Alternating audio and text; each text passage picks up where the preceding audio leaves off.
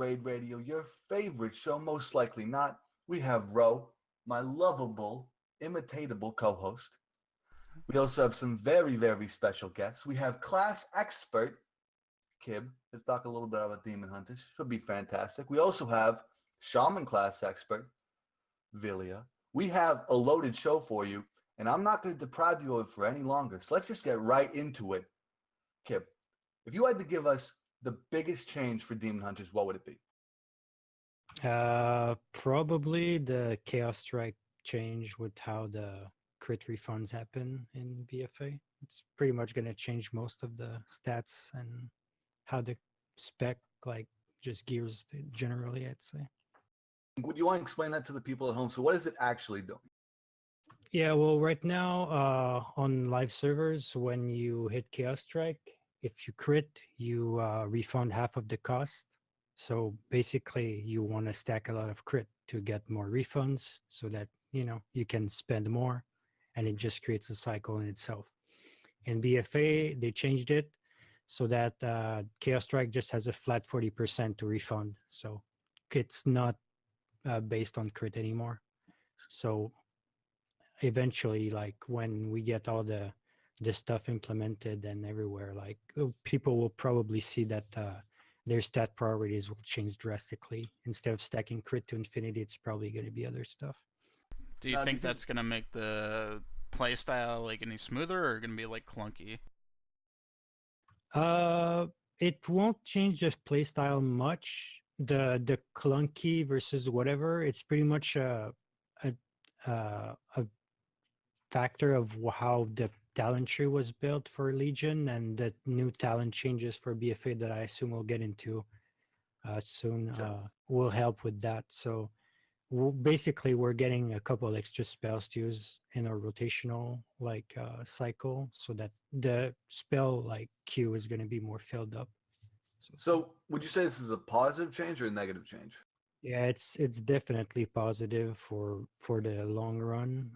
Early on, it's going to help because obviously, like when you start the expansion, you have pretty like low amount of secondary stats. You can't get that much secondary, which makes like things that are reliant on stacking a secondary pretty weak. But later on, when you have a lot of stats, then you can pretty much like take that out of like proportion, and it makes the game really hard to balance for Blizzard. But making it a flat 40% just means that the only thing you'll be able to do as the expansion goes through is just get more secondary stat to increase the damage on it by stacking mastery. So the power creep is going to be more linear than exponential like it is right now. Okay. So do you think that there are any negative changes that we've seen so far, or have they all been positive? Personally, I think that they're positive. Like obviously just like by reading the talents, because obviously we're still in alpha, so stuff isn't numerically like tuned yet and all that stuff, but yeah, you know, just reading what they want to do with each talents and the general direction that most people can see where they're going with the spec, it's mostly positive. Okay, so can you sort of explain so you said that they're getting rid of the high crit requirement. Can you sort of explain how this will fundamentally change your rotation?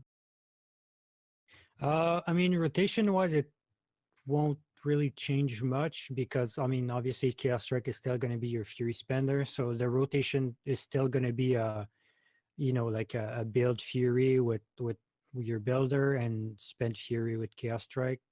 So that's still going to be the base bone of the rotation, but the new talent choice that they're implementing will add more variation within that cycle. That currently that cycle is pretty much press one button to build, press other button to spend, and press that third button like every like 30-40 seconds to get a buff based on your tier set, right?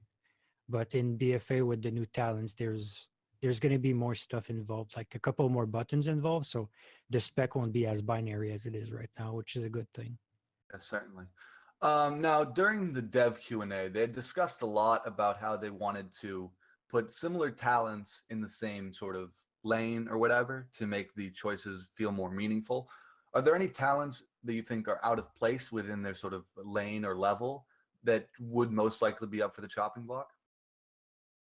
Um, they they pretty much removed the talent that I personally hated the most, and I thought was the biggest source of the problems for Havoc in Legion, which is Chaos Blade. So that being removed is a really big positive for the spec. The other one I have an issue with is Nemesis, but that's still there. But Mhm. there's a couple of things that they could do with that to make it better or like more interactive.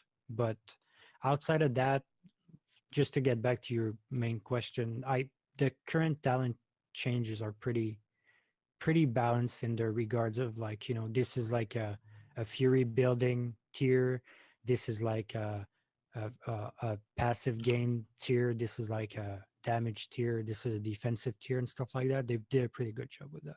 Mhm. Interesting.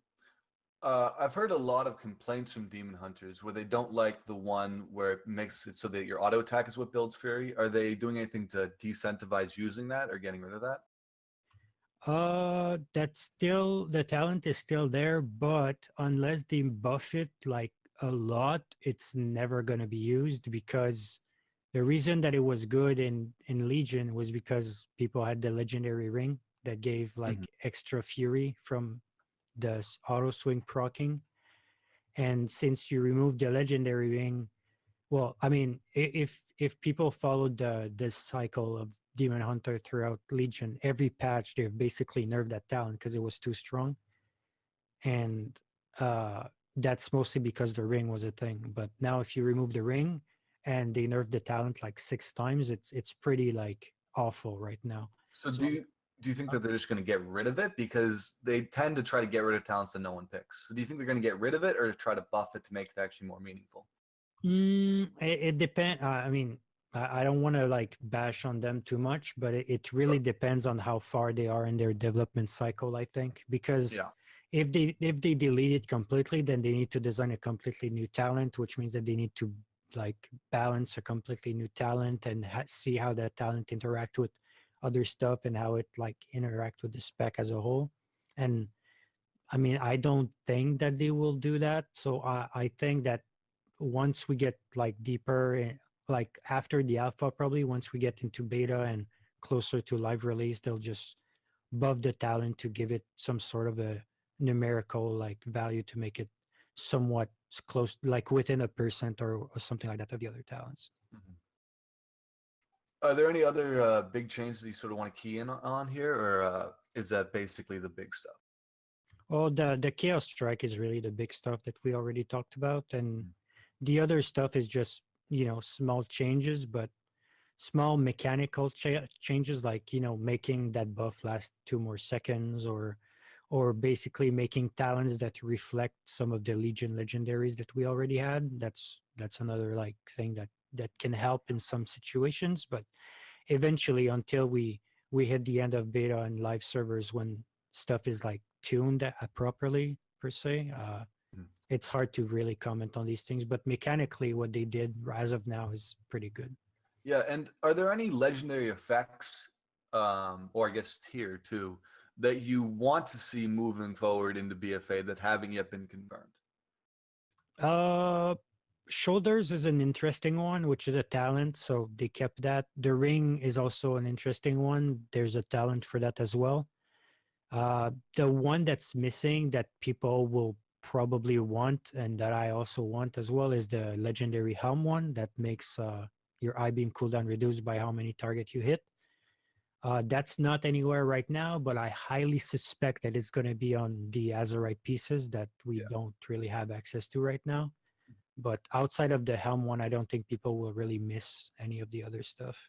Yeah, because I don't know a ton about Demon Hunter, but from what I do know is a lot of your artifact tree is built around reducing cooldowns for stuff like Metamorphosis or Eye Beam. Do you feel as though without the artifact, and until we get our Azurite to a decent level, Demon Hunter will feel sluggish for a while? Potentially, yes, but hopefully, like Blizzard gets good enough feedback and implements changes based on the feedback that they get to make sure that that doesn't happen. But there's a potential for that to happen, yes, but hopefully it doesn't pan out this way, you know? Certainly. Let's see if there's anything else big here. Are there any sort of smaller talent changes that you think are going to be important next expansion?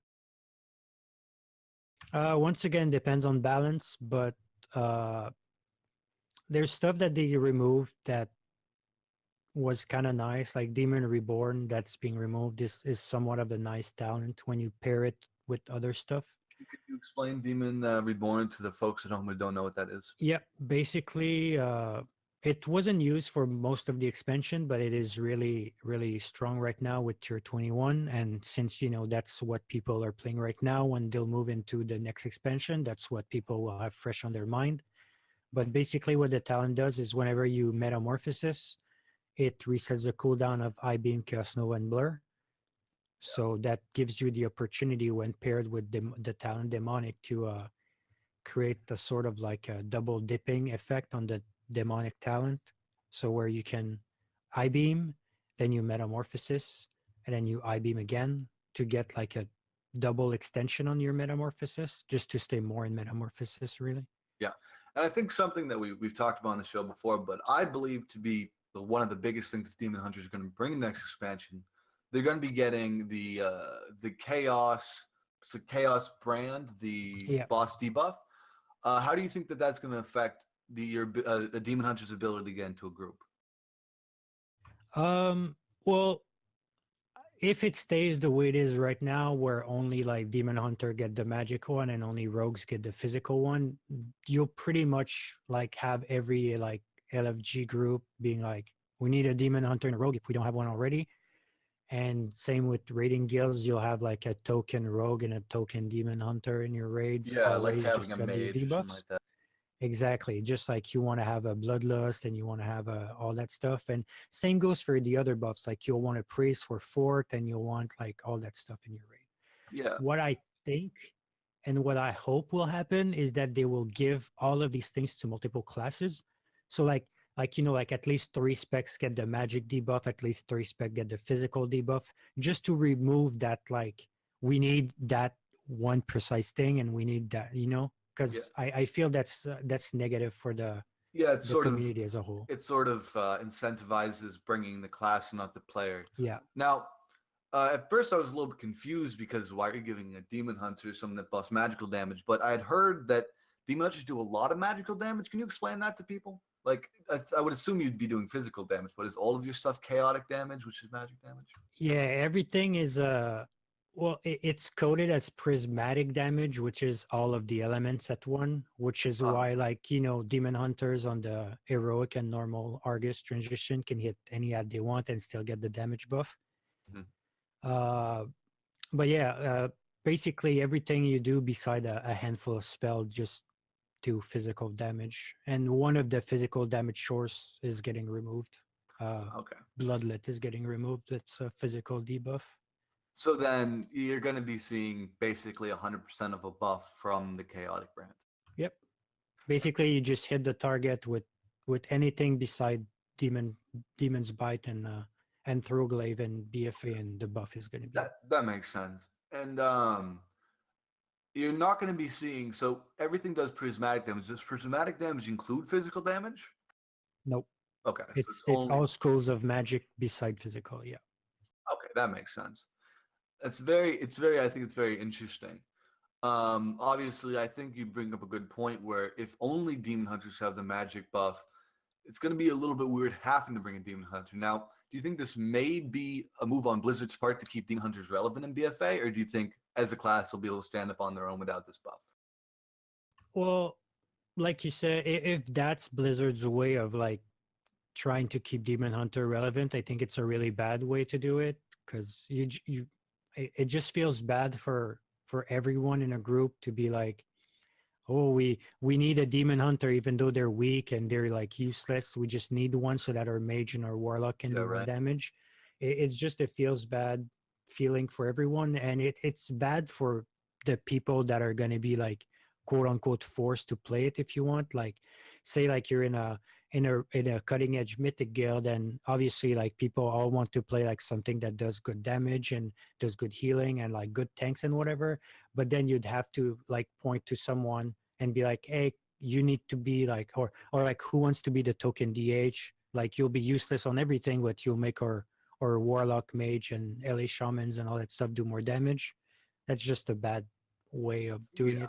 I think it's an interesting way to add diversity between classes. Like Demon Hunter can bring that, and rogues can bring that, and mage can bring that other thing, and priest, whatever, But I think they need to I think they need to make it not exclusive to just one class for reasons we already talked about. And I think this brings us something interesting because before, class buffs are something that most people had, most classes. I actually can't think of a class that didn't have one. But now they're turning into a more exclusive thing. Like obviously, demon hunters and rogues have the boss debuff. Then mages have their intellect buff. Priests have a stamina buff, and I feel like I'm forgetting one. Do you remember, Ro? I think maybe the warriors were getting something. Yep, warriors were getting a strength buff or something along that line, or maybe an agility buff. But anyway, this is it very much makes those classes a need to bring scenario versus having more diversity. I think that's a really interesting conversation. Now, before we move on, Kib, is there anything else that we should hit on before we move on to Shaman?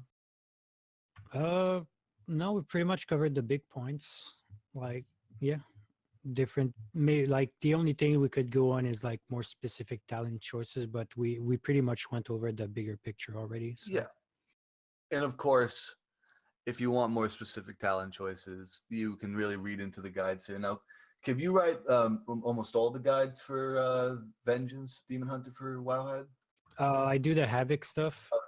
Sorry, that was a word slip. And Word Up does the one for Icy Veins, but sometimes, he just comes up to me and asks me for stuff because he doesn't main Havoc, so he just writes them.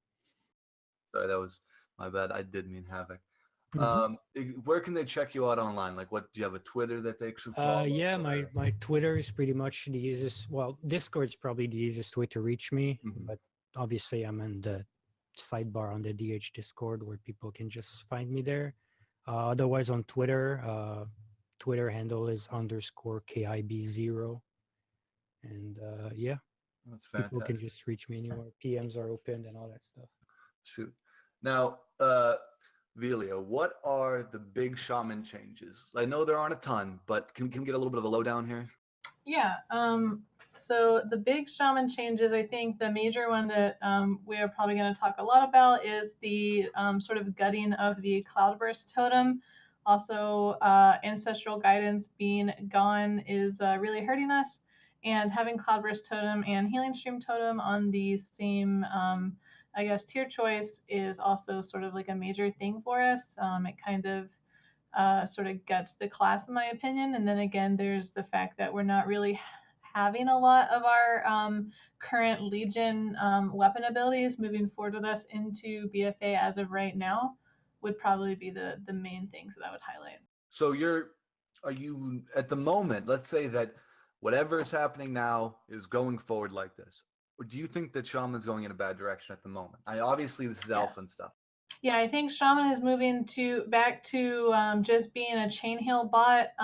What makes Shamans really interesting right now in Legion and, has brought a little bit of life to the class has actually been having Cloudburst Totem as a talent where you can, actively think about it says it's like a good Cloudburst Totem user is set apart from other Shamans, in regards to skill. So it's really how do you pump that Cloudburst Totem up and how to use it effectively would set a good Shaman apart from a bad Shaman. Now where Cloudburst Totem is not going to be receiving any overhealing, it really just guts the talent, and putting it on the same line of Healing Stream Totem makes me think that Blizzard really wants us to go back to sort of being the, okay, I have Healing Rain down, okay, I have Healing Stream down, I'm just gonna spam heals. Like we're sort of just very passive healers at the current state going into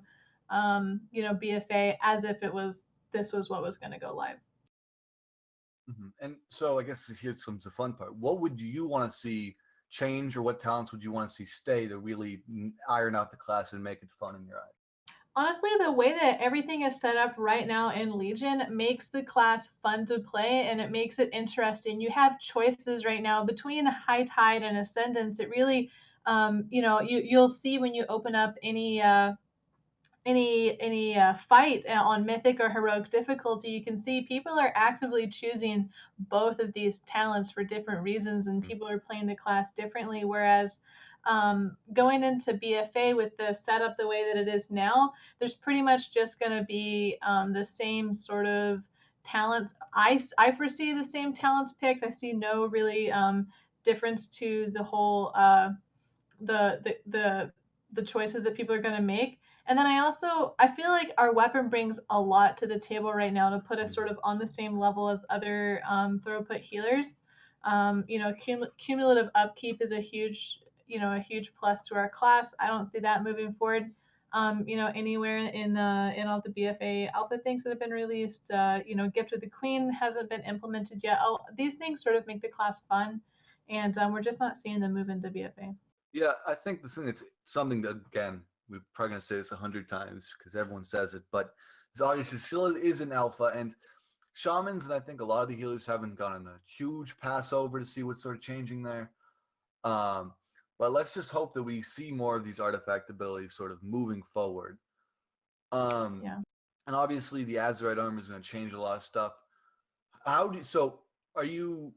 Do you think that they're going to change more stuff in the future, or does it look like the changes they've made are very definite? I don't see a ton here. Yeah, I think there's definitely more changes to come. I think a lot of times I see healers, shamans for the most part, really sort of being left up to the last minute in regards to a lot of changes. I don't think that they're just going to straight up nerf the class and like not give us anything moving forward. So I think there's some things that we definitely haven't seen yet. Coming to sort of help us out. Because like I said, the way that it is right now, we're going back to being a really boring chain heal robot class. And I know that they had previously spoken about moving the class away from that. So I think there's just things that we need to wait on. And I put my faith in Blizzard in that regard. Let's hope. I'm going to ask you the same question I asked Kit a little bit ago. Or during the dev Q&A, they had discussed one of their core philosophies were moving similar choices like all AoEs into the same sort of like run or line in the talent tree or talent choice thing to make sure that you actually have a choice. Do you think there's anything that would be up for the chopping block to be moved so that it's with more similar items? No, I think the move to put Cloudburst Totem on the same block as Healing Stream Totem is staying in line with their promise there. However, it makes the class less fun by doing that. And so I know that probably wasn't their goal. And then not only moving it to the same tier, but then making Cloudburst so it doesn't also absorb the overhealing really just says to me, we don't want you to pick this talent. We want you to pick the passive talent, and we want you to play as a passive third put healer, put all your shit down and just spam chain heal. And so I hope there's changes coming. I hope they receive the feedback on the Cloudburst Totem nerf and do something about it. That's that's sort of odd to me, especially because Cloudburst Totem almost seems like it could have taken the place in a way of what is a very important legendary for all healers, but Velen's Future Sight. I feel like Cloudburst Totem sort of would have been able to fill that niche if it had kept the overhealing effect. Yeah, we haven't been given anything to make up for the losses that we're seeing going out of Legion. We haven't been given, any of our important weapon abilities moving forward, any of the cool legendary abilities moving forward. None of these have been made into talents. None of these have been, well, except for ones that don't really count. Well, I won't say that don't really count, but don't really count towards active healing. For example, we're getting basically, I think it's called Spirit Wolf, where you take less damage when you're in wolf form, and that was something that we had seen from the Legion weapon. But in regards to pure healing, we're not seeing any of that moving forward. So I hope that they just haven't implemented yet, and they're trying to figure out. I think from what I see, I think they're still trying to figure out Resto Shamans and what they want us to be moving forward, and they've sort of gutted it, and now they're going to build it back up. Cross your fingers. Yeah, let's all hope there. Is there any other big things you want to key in on there? Well, I think we covered the big things. Oh yeah, I didn't talk about the fact that we're gonna have Earthshield back. That's Okay. pretty cool. Again, Earthshield is definitely just gonna be, in my opinion, a single target. I mean, a 5-man, like a Mythic Plus talent. I actually was reading some things a few weeks ago, and Cannabis Hills, he had mentioned, hoping for maybe a instead of having just Earthshield back, he would want it to be baseline and then have the talent be sort of a tank cooldown.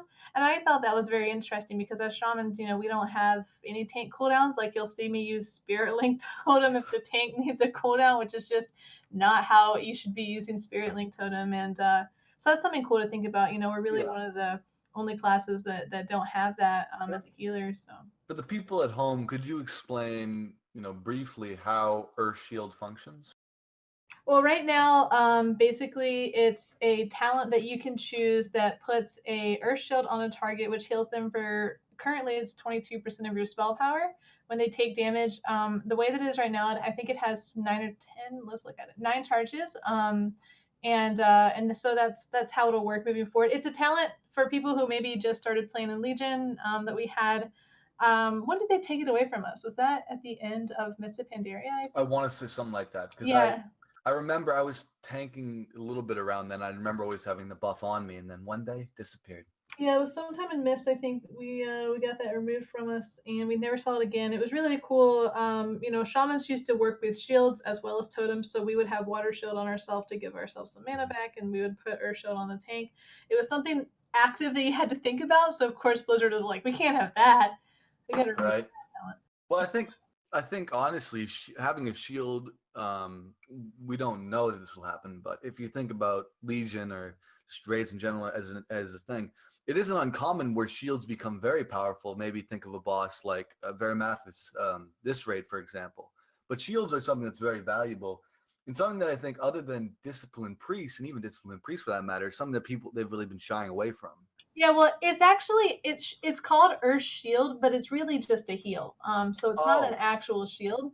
Okay. So that's something to keep in Egg on mind. my face a little bit. I think. Oh wait, let me see. So does it function a little bit more like Prayer of Healing then, or the Prayer of Yeah, it does. where when they take damage, it heals them. Okay, well that makes sense. It And just doesn't have, like, I don't know. I'm always of the mindset where more buttons to press, more fun. That's how I've always thought about it. Agreed. And maybe that's a little bit archaic, but that's how I always like it. Yeah. So I always like to move in the direction of more things. I agree with that. And yeah, like Deluge, I don't know if anyone ever took that talent. And so you were talking with Kibo, about Blizzard wanting to change up these talents that people are just not using. And when you don't see any change to a talent like Deluge, it really like raises an eyebrow. So people are really going to be choosing between I guess I don't know. Earthshield I think is going to be a 5-man talent, and I don't see it moving into raid. But like you said, there's a possibility for a fight where tanks are just getting spanked, and you're just going to need to take it. So yeah, definitely. And I think, obviously, I mean, the one good thing about there not being a ton done on Resto Shaman at the moment, you're still in the opportunity zone where you can make some noise and maybe make a change for the better. So of course, send in your feedback and however means you choose to.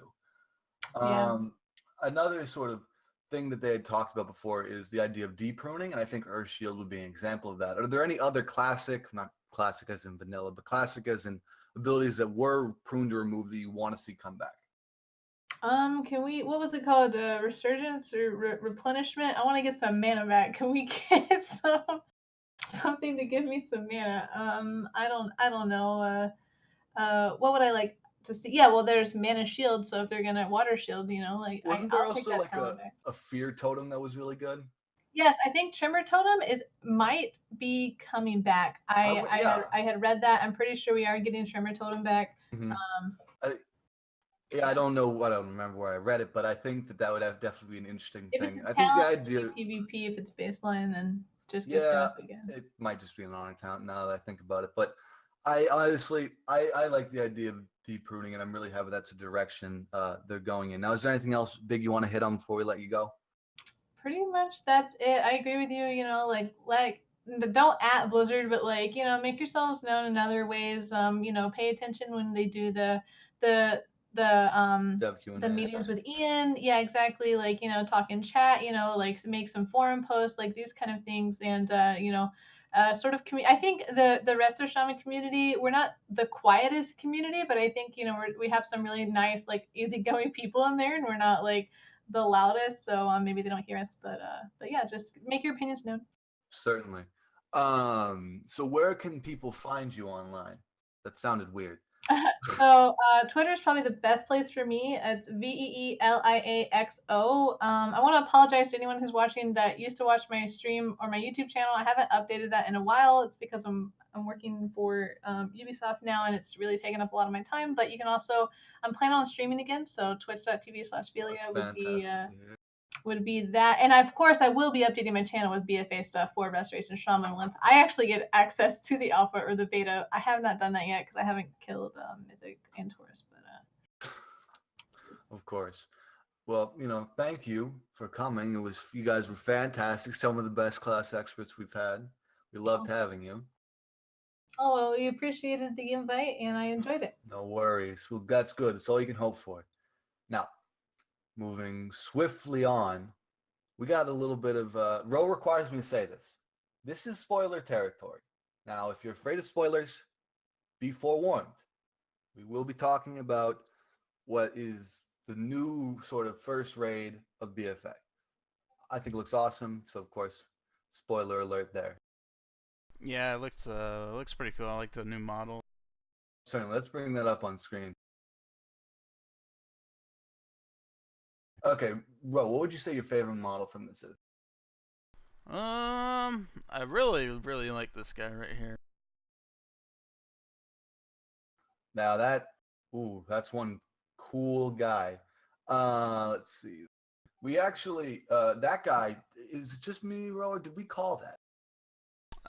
We called this one. I think it was the way he died, because his death animation's kind of exaggerated. His death animation's crazy. I don't know if you can bring that up, but he's like falling to the ground. And actually, if you read into the combat text here, you see stuff like let me find the thing here. Fluid evacuation in progress. Entering standby. So we were correct. There will be swimming involved. What's fluid he's evacuating? Yet to be confirmed. We don't know. But he will be swimming. We called that. It will seem like he'll be both in the water and out of the water, boss. That should be fantastic.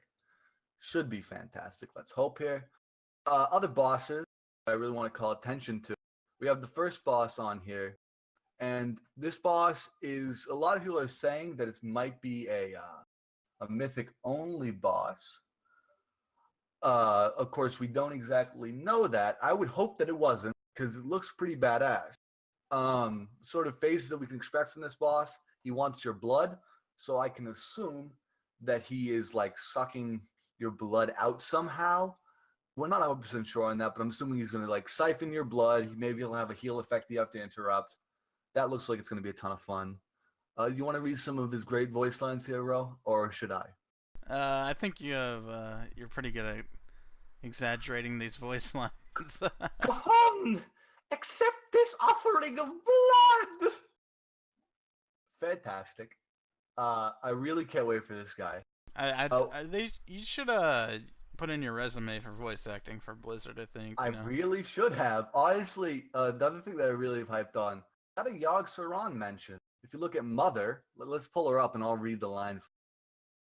She's the weird, sparky looking gal there. Yeah. I think first off, a wicked cool looking gal. There's a kicking voice line here.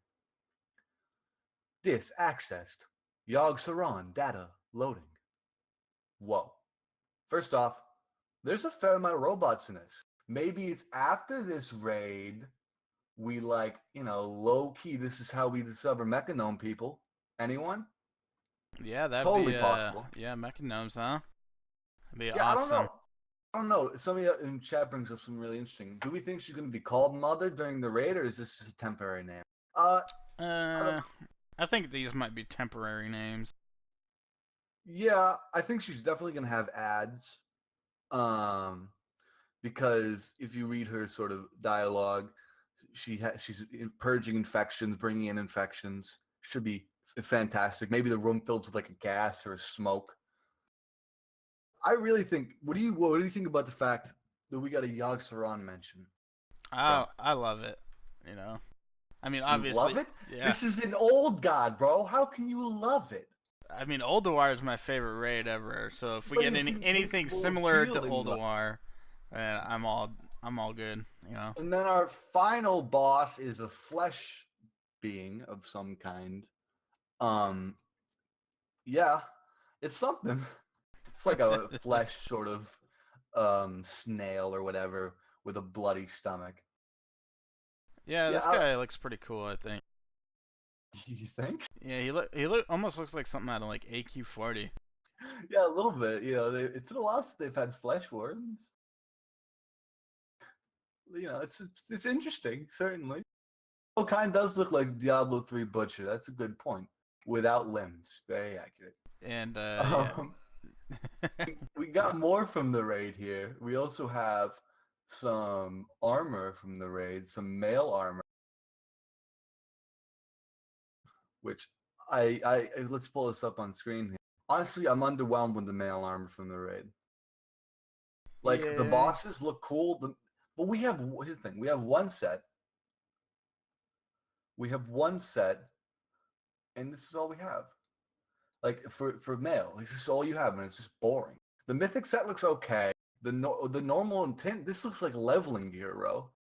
Yeah, it really does. So, I mean, you know, maybe this is what happens when you get rid of all the tier. Yeah, so you get. I mean, this. I don't know. This is an LFR set. Yeah. Like, okay, parts of this are okay. I'm gonna be honest with you. Parts of this I kind of like. Like the shoulders are cool, I guess. But like the big thing is, I guess. So wait, I can't believe this is all we're gonna be getting, right? The heirlooms are way prettier. 100% agree. This needs some work, and I don't think it's gonna get any. I think what they need to do is they need to make this one set look amazing to make people not pissed off about it. Yeah, I mean, even the mythic one doesn't even look like, it just looks like normal, like you got it from like a 5-man. The reason they did this was to make good sets, so they need to do that, or else it's going to kill the entire idea. Now, speaking about armor and weapons that don't look like trash, we got some sick weapon models.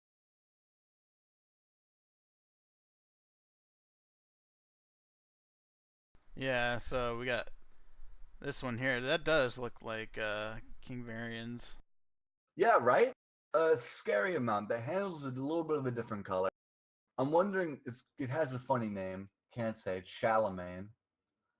I'm wondering where we get this. This almost looks like it could be an artifact weapon.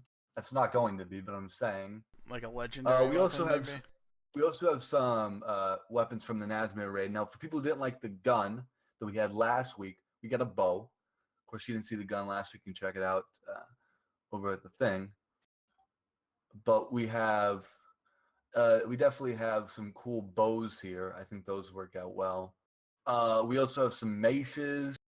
The shields all look really awesome. I really love the blue tint. Swords as well. We also These are shields here? No, those are bows. This one right here. Oh, yeah, those are shields. What's confusing about that? Oh, I thought those might have been maybe our medallion. What? From the Heart of Azurite, or whatever, the necklace. You think those are going to be medallions from the Yeah. Heart? I doubt. I have a serious amount of doubt. I don't know. I'm almost 100% sure those are shields.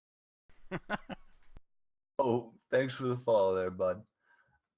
I don't think those are medallions for the Heart of Azurath. I'm just optimistic that we're gonna be having different, appearances for him. That's Hopefully. We also have the Warfront. This looks like definitely a horde item here. We also have profession weapons. I think the engineering one's really cool. It reminds me of something from, what's that dungeon called, bro? I put it in the show notes. Gnome Reagan? Is that what you put there? Yeah, Gnome Brigan. Apparently he can't read. I wrote down Gnome Brigan, and he doesn't seem to understand, so he asked me about it for the show. Yes, they look like the Gnome Brigan weapon. It's like a mace you can get. Yeah, I like those. Those would fit well with my gnome. Yeah, and all the Nazmir stuff has a little bit of a robotic thing to it too, because it's like a Titan facility, and Titans love robots, apparently. Yeah, man, you gotta keep those old gods in check with your robots that never seem to work out. Yeah, you also have some amazing eye flails. Eye flails. This looks like an offhand for a caster, I think. Oh, okay. Makes slightly more sense. Definitely some blood troll influences there. Yeah, I think these are pretty cool. Yeah, we have a shield that was made for one of my transmogs. Thank you, Blizzard, for taking my note and making me a shield for it. It's the one with the horns. It would look perfect on my shaman. I absolutely love this shield to death. Finally, Blizzard took my questions and requests seriously. Of course. I mean, why else would they put those in the game? We also have a few mounts here. Right, and that shield is badass. Perfect for shamans. No one else can use them, guaranteed. I think it'll look pretty good on my paladin. I'm almost sure it's not a fist weapon. We also have some new mount models here. Now we were actually questioning a lot whether or not the Dark Iron Dwarves are going to be getting a ram, because that's what we had thought with broadcast text, but it looks like it's confirmed that Dark Iron Dwarves are getting a Corehound mount, but like a real skinny Corehound.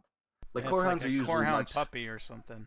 Much thicker, much more spacey, a little bit odd. They got much more girth to them, and they also have 2 heads. Yeah, I have a lot of questions here, but however they got this single head Corehound, they have it. We also have what appears to be the Paladin mount for it, the Dwarf Paladin.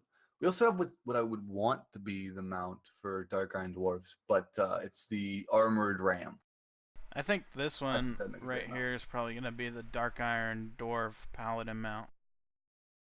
You think? Yeah, I think so. I'm almost. I don't. It's almost an exact recolor of the. I think Dark the Iron one above Paladin, it's going to be Dark the Paladin. Yeah, I don't know. It could be. I'm kind of hoping for it, honestly. Then we have something that Ro just loves. Now, Ro, I heard you had a girlfriend who looked like this. Like the Blood Abomination? Is that true? I think my first girlfriend looked like that, but I've upped my game since then. You have a little bit? Yeah, just a little bit. You take what you can get, right? Maybe somebody in chat brings up something interesting. Maybe that's like the Blood Iron Dwarf, the Zandalari DK, like DK set, the pet. Like, they have a special pet for their Demon Hunter or Demon Knight, Death Knight. There we go. Had to work through the words there. It was a little bit tough. I don't know about that. A little bit too much? Yeah, I think so. This guy could also be a roamer in the Blood Troll area. Yeah. Just hold on him for a while, Let's just really investigate his folds. We also have, in my opinion, I tweeted about this. I love this guy. It looks like the call here is Frankenpig. That's been the decided name for it. I was going for Man-Bear Pig, but that's fine. We have a Druxvar Beastman, and obviously this could probably be somebody you fight in the questing zone, but it's an awesome model. It's really like nothing we've ever seen before. Now, there's a quest line in the Druxvar zone about sausages. Is this the final boss for the sausage quest line? Wait and see, because I'm hoping that this is the final boss for the sausage quest line. Yeah, this is a really unique model. I hope there's just not a ton of them like littered everywhere. Well, if you scroll down, Ro, you'll see that there probably is. There's a ton of variation for it. But some of them are different. Like one of them has a cool blade hand. It has a different face. So it seems like there's going to be an entire area filled with these sort of construct. So I'm wondering if this is going to lead to a dungeon, maybe. You know? Maybe this is the new Allied race. Would you play this? Would you play this Allied race, bro? Yeah, I think I would. Would you? So many different. 100%. I'd play double. That guy gets a mining bonus to mining proficiency because he has two pick hands. Yeah, of course. You know. And you could have multiple race traits or whatever. Because I mean, like how many pieces he has sewn on him. I think it's an awesome. I don't think it's gonna be a race. Just cutting it real with you guys. I doubt it will be an allied race, but never know. Yeah, fantastic. I like this guy right here. He has a. It's pretty cool looking. Yeah, certainly. We also have a Titan female. We went over this during the show. That was the mother. We have a water elemental. I think this water elemental is really cool. Yeah. You know, obviously, I think the sort of coloring for it still needs to be done right, but it has a Cthulhu-esque sort of tentacle mouth. Yeah, it is pretty cool looking there. Maybe some sort of boss like from SSC. Yeah, something like that. We also have an Ancient King Council Warrior. Now, does this lead to another council fight? Most likely. This guy looks pretty girthy, huh? He's a big fella. Very girthy. He's armored to the teeth, of course. How can he not be? No, he's prepared for anything. Most things. Honestly, he's just killing it. Now, talking about models that make me question why I'm here, we also have a bunch of new things, including what looks to be Vol'jin's Urn and Ashes. Let's open that up here. Let's figure that one out. So, yeah, Vol'jin's Urn right here. That's kind of interesting because they don't have really anything to memorial. Oh, I guess they do have the king for Stormwind. Yeah, they don't have anything except for the huge fuck off monument. Yeah. Yeah, nothing at all. They also have a really cool sword that reminds me of the glaives that we had seen before. I'm wondering if we're gonna have a whole like sort of memorial for Vol'jin, or if it's just gonna be this one little thing. No, I'm sure there's gonna be some sort of memorial or something like that, sort of similar to like they did in Stormwind. Yeah, probably in like Zandalar or something like that, because you know he's the people mon. Yeah, yeah. We also have a few more pirate outfits, of course. Great. We'll get into pirate the transmog a little bit later into the show, I promise. We have a fist weapon, heavily inspired by Vol'jin and all that stuff. But here's what's really cutting into here. We have a few different new enchants. We have enchantment bracers, cooled hearthing, and safe hearthing. One reduces the cooldown, and one makes so that it doesn't really get interrupted. I think it's really interesting that we have things to increase Hearthstone speed, because that's something we really don't see very much, is it? No, but like how useful is this gonna be? Very useful leveling, I think. Yeah, I wonder how much it's gonna run there at the beginning of the expansion. But, I mean, Hearthstone's already 15 minutes cooldown. So yeah, I mean, if you're in a guild, bud, not everyone's in a guild. Well, I mean, just join a damn guild and put the guild chat on ignore. Okay. I would like to note that I do not condone this type of blatant materialism coming from Ro here. But that's fine if Ro wants to completely ignore that. Bro, next one's something that, you know, I theorized a lot about last time. Can you explain to me what you think about the Vicious War Mount? I mean, I think it's just what it is, the Vicious.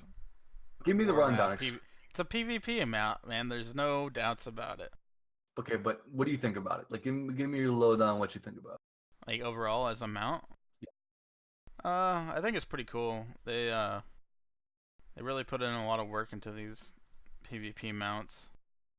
So I mean, just look at that thing. It's armored up like crazy. It's ready to go into battle. So I think it looks pretty badass, and I'm pretty sure it's probably gonna be a horde mount. Yeah, I wonder if we're gonna. I think we're probably gonna have to see, because it's such a divisive expansion, a horde and alliance version of these mounts. I'm really digging the vicious sort of mount. I think, well, the Mag'har, I think that might be it for the PvP wise, and then they'll probably add like a core hound or something like that to the alliance PvP mounts. This mount isn't done if you look at its face. What you mostly have here is the armor for it, which I think the armor looks really cool, and these are always like armored up to the teeth, and that's really the key part of it. Yeah, and I mean, right here,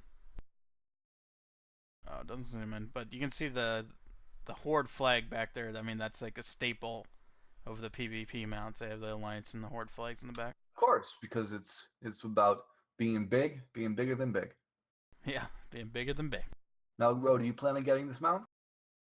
I'm planning on getting some new PvP mounts. So if I get the mount, maybe the Dark Iron one, it'll carry over the horde side. Now, okay. There's something that I'm a little bit mad about. I'm not gonna lie. Do you know what that is, Ro? What's that? Yeah. I think it might be the pirate transmog. That helmet that you spent 20k on? Yes, it's a fucking pirate transmog. Okay. They've been releasing even better pirate transmog sets. We went over some different pirate hats they already had. But look at those. Look at the chest pieces and stuff. Isn't this so piratey goodness? Yeah. Don't you want to be that? Yeah, man. Look at that. Look at that one. That one's nice and spicy, huh? A little bit too saucy for me, but that's fine. Orc females, a little bit too much, you know? They really get my gears turning. I will buy them all, Quid. I'll buy every single one I see, and I will hate myself for it. I'm not going to have any gold next expansion. It's going to be all spent on pirates. Oh, I like these hats right here. Yeah, Looks like an good. admiral hat or something like that. They're good. I'll give you that. They're very good, bro. Are you happy now that I've wasted all my gold on pirate hats? I don't think you've wasted all your gold. I think you bought a helmet for 20k. And now you're a little upset. I wasted like 20% of my gold supply on pirate hats. 20% of your gold supply. So you spent 20k on a hat? Yeah. And so you have only 100,000 gold? Not anymore.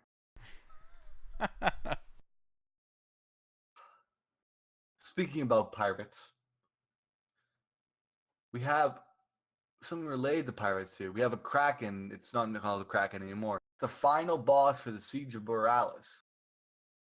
It's called Behemoth, like Baphomet. Baphomet being the goat lady with boobs and a penis, an ancient satanic symbol. Unrelated. Anyway, we have Behemoth, clearly inspired by the Baphomet. And it's a sort of Kraken mount. I think it's interesting that the end of the end of the Siege of Boralus isn't going to be in the harbor. Now, if you read sort of the description for this, it says, "This Leviathan must be defeated before the Kulturan fleet is destroyed." Now, what I'm wondering is, how do we defeat it? Do we fight it in ships? Are we looking at vehicle combat here? What do we think here? I think, well, you know, I've been playing a lot of Sea of Thieves, so if I can jump on a pirate ship and kill some shit, that'd be pretty awesome. Mm-hmm. And everyone loves vehicle combat. Has never been disliked. Never. Never. Honestly, I think this guy looks pretty cool. It's just kind of odd. Are we just going to be fighting his head? Like, what are we going to be doing? Is he going to free Willy over us when we fire arrows at him? Something similar to Deathwing, where you have to find his like tentacles and shit like that. Maybe something like that. That'd be cool. All right, so you're looking forward to this guy, Ro? I am. Okay, give me top 10 reasons why you like this guy. Top 10? Top couple. I mean, I just like the way he looks. You know, he's like a mythical creature. I think those are always cool to put in the game. He just looks really cool to fight. Ro, you're a master with your words. A master with your words. I know. I am wordsmith over here. Speaking about some people who put foots in their mouths, we had the dev Q&A recently. It was good. I thought it was good. Something they brought up there that we didn't get a chance to talk about last week because it was a long-winded show for sure.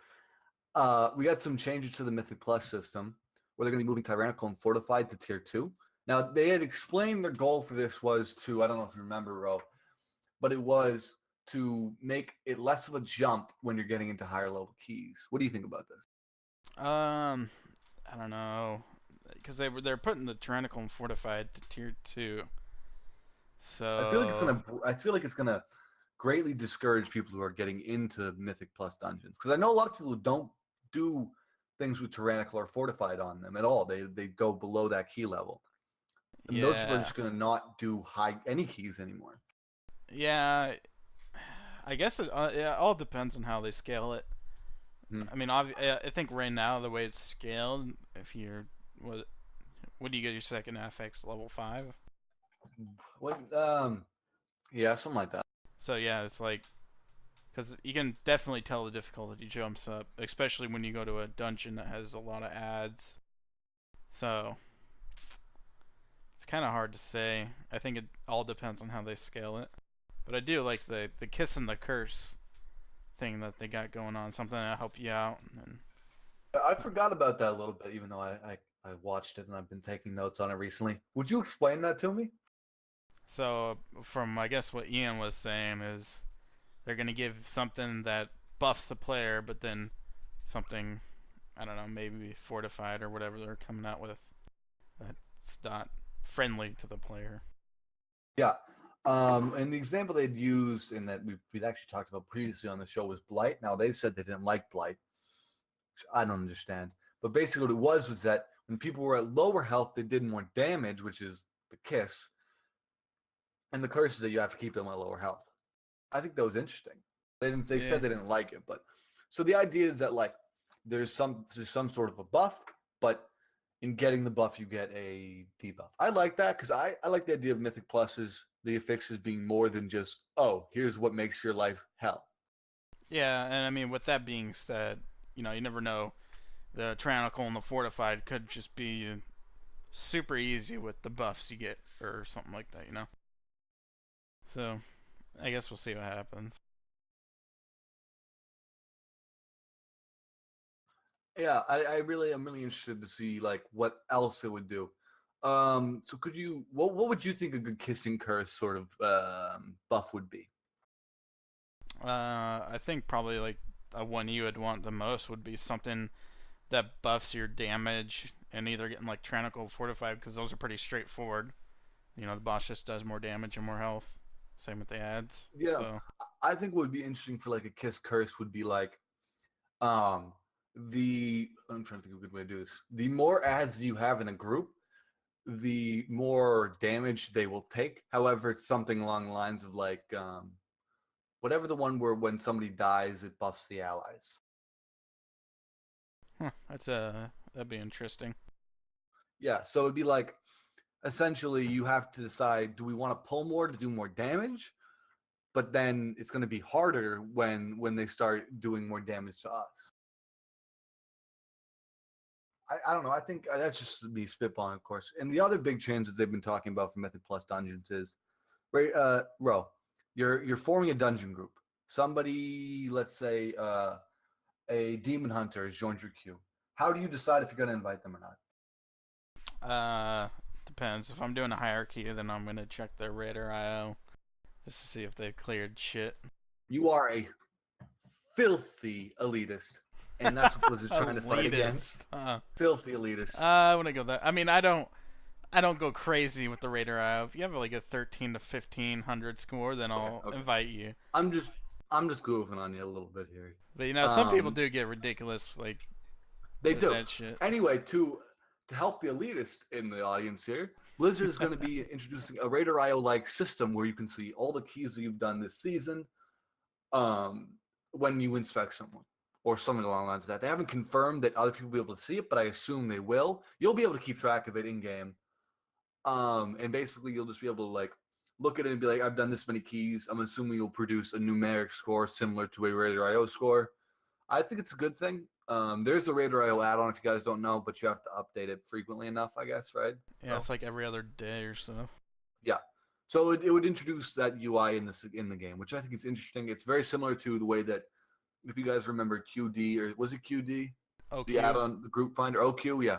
If you remember OQ, which was the sort of add-on that lets you basically do group finder, per group finder was the thing. It's like that. They found a useful add-on the entire community is using, and they brought it into the game. I think it's overall a positive change. Now, Ro, legally I'm bound to you. You've required me to inform the audience of one thing. Do you know what that one thing is, Ro? Is it a spoiler? There's a spoiler incoming. Boom, bam, bosh. Sound the spoiler alarm. Whoop, whoop, whoop, whoop, whoop, whoop. Whatever spoiler alarm you choose to have. Ro, do you know what that spoiler is? I think it's Saurfang and Jaina. Are we have a Jaina? Oh, it's getting hot and heavy in here. Now, Jaina has had a history with some green orc lovin'. Yeah, yeah, she has, hasn't she? She really has. With to put it, not to mince words. Jaina's, are we gonna be seeing a little bit of that love triangle again? She's crossing the line there. Some would say, huh? Someone say, go into the green side. Once you go green, you're no longer pristine. Yeah, there you go. Yeah, it's completely destroyed. It's crazy down there. Anyway, basically, Jaina and Saurfang, they have a little bit of a powwow. And Ro, have you read up on this? I think I read on it last week, but I forgot to brush on it today. Of course Yeah. you did. Yeah. Of course. So, essentially, Jaina and Saurfang have a little bit of a powwow. At first, Saurfang's real pissed off at Jaina. And then eventually they sort of see eye to eye. Overall, very heartwarming. And this sort of show, Saurfang opens up to Jaina and he tells her that, Jaina, I'm having a hard time with Sylvanas, and Sylvanas is being mean to the horde. It's really heartwarming, okay? And then Jaina's like, it's okay, buddy. You don't have to choose between honor and pride. It's just a lot to handle, okay, Ro? Anyway, Ro's a heartless bastard. He didn't even come to my aid to comfort me. Thanks, Ro. You're welcome. Having an emotional moment here because it's very lovey-dovey. It's fine. I don't know if Jaina and Saurfang get screwed yet. Don't ask me. Highly possible. I'll either confirm or deny it eventually once more information comes to our sort of headspace or whatever. Honestly, I think it's really good data mine text here. Is there anything else you want to key in on here, Ro? My man.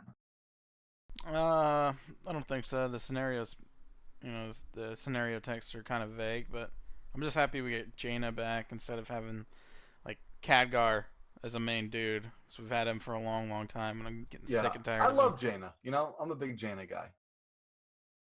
Yeah, you are. Well, your priest is green, so she might be into that, huh? Yeah, never know. I'll dial her on her cell phone, go for a little quick booty. You know how it is. Yeah, of course. Anyway, on the topics of mounting, we have some more information on the Brutosaur mount. Did you like that segue there, Ro? Yeah, that was good. Anyway, we have some different color schemes for it, which I think is interesting, right? Because usually you don't see color scheme changes with like big store mounts. Not big store, Yeah. big mounts you purchase. So I'm wondering what that means. Now maybe that is just because they want to have NPCs with different colors, but I wonder if we're going to be able to buy several different colors of this. They might also do what they did. I don't know if you remember, Ro, with the original repair mount, where you could buy a non-repair version for significantly less. Remember that? Like the mammoth? The woolly, the woolly yeah. mammoth. I think they're probably going to do something like that, I'd assume. We've talked about this on the show before, but I think the new color schemes are really interesting. and we're finally able to really play around with it in WoW Model Viewer. Yeah, I think it might be something like you were saying.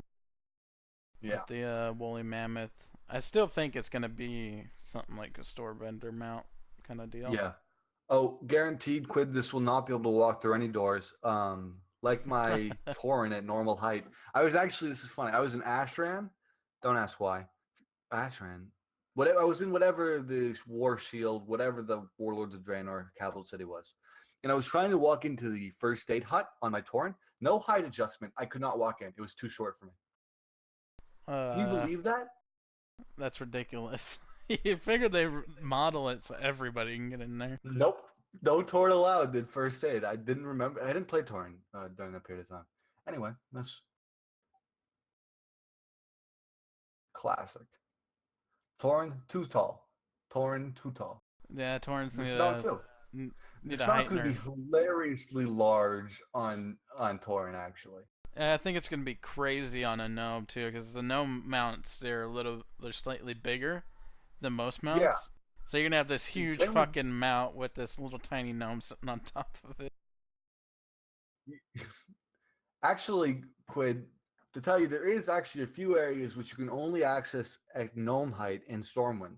There are. There's like this weird, like, walled off garden in the doorway for it. It's really low. I don't know why. That's the thing, by the way. Google it. Anyway, speaking about mounts that Ro will never get, we have the Mummified Raptor mount.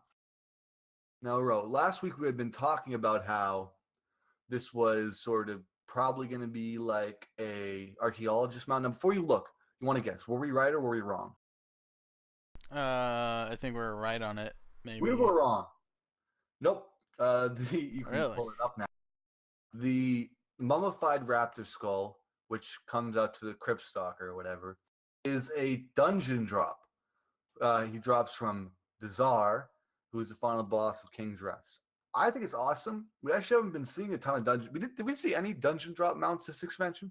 We saw some from Raid, but dungeons? I don't think there was any in dungeons. I think that's really awesome because we have this one confirmed, and I think later on the show we might talk about. But we had another dungeon dropped mount that was confirmed. So does this mean that this is the expansion of dungeon dropping mounts? I think that's really awesome. I've always loved it.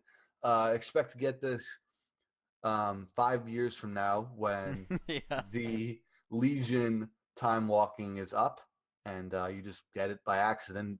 Didn't even remember it existed. But that's fantastic.